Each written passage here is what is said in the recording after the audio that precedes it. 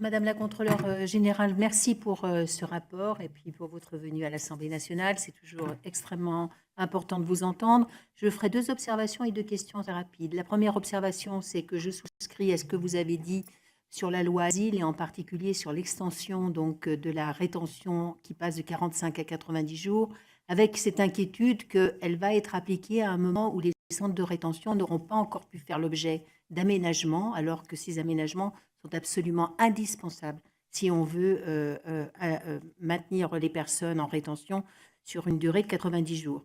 La seconde observation, c'est sur les tiges. Je pense que, et moi je constate sur le terrain la volonté des maires d'entrer dans ce dispositif et de faire sienne, finalement, pour la commune, la volonté d'aider, d'accompagner la justice et de participer à cela. Je crois qu'il ne faut pas, justement, les décevoir et faire en sorte que bien, le monde judiciaire s'approprie aussi les tiges et n'hésite pas à condamner à des tiges des actes de délinquance qui méritent d'être réparés sur le territoire communal. Les 2 questions que je voulais poser, la première, c'est sur la problématique de la déradicalisation en prison. Je souhaiterais connaître votre analyse au regard de votre analyse et des préconisations que vous seriez peut-être en mesure de faire sur un sujet éminemment difficile.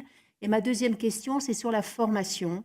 Moi, il me semble que la prison, c'est aussi un lieu de formation et que la libération sous condition, me semble-t-il, doit être faite au regard de la formation que l'on a pu acquérir au cœur du centre dans lequel on a été incarcéré. La région Bourgogne-Franche-Comté offre beaucoup de dispositifs de formation et les surveillants pénitentiaires nous disent que beaucoup de détenus ne sont pas dans l'envie de faire cette formation. Et me semble-t-il que si on la couplait à l'aménagement de peine, on aurait peut-être une voie facilitée dans ce sens. Et je souhaitais avoir votre avis sur cette question également.